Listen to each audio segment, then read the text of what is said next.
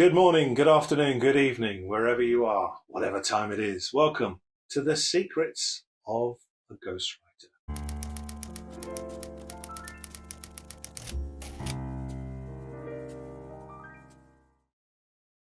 Let's talk legal once again. In fact, let me begin by asking this question. How many insurance policies do you think you have?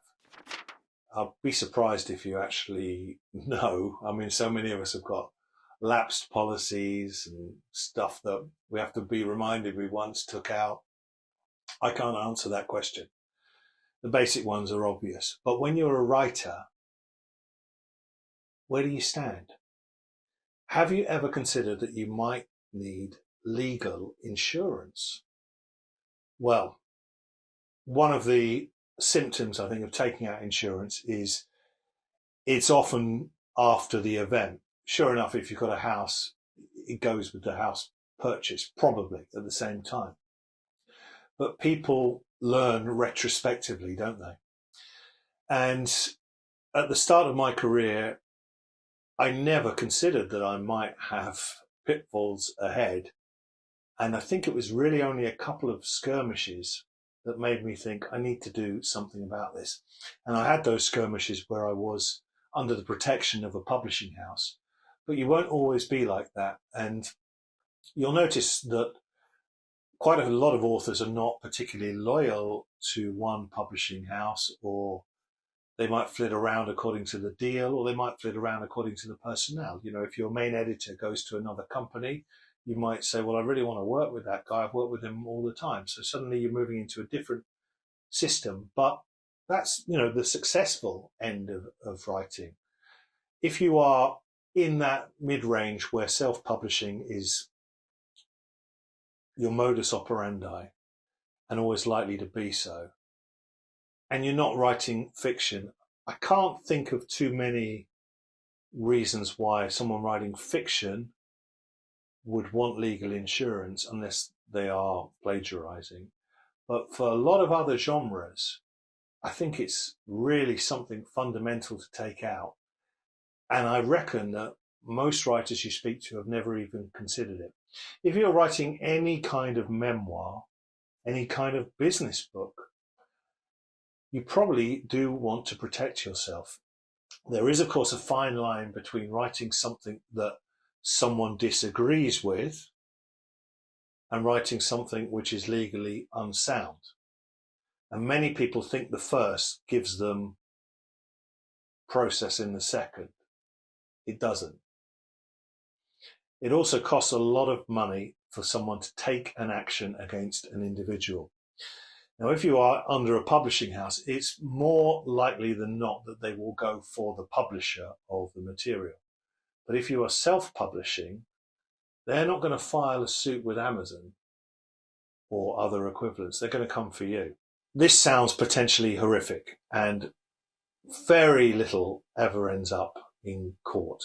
As I say, it's too expensive. It's also too emotionally draining. And the question when you sue somebody, of course, is what have they got to take? What are we going to get from this person? We know how little most authors make. So essentially you'll be throwing money at a lost cause. Now, you might take a moral standpoint and say, well, I want that corrected. But the truth of the matter with a lot of litigation is people don't remember who won or lost. They just remembered that there was suing going on.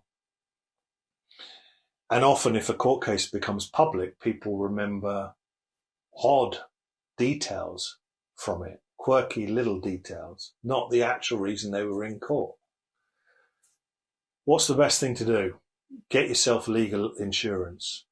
Well, how much is that going to cost? You'll be surprised.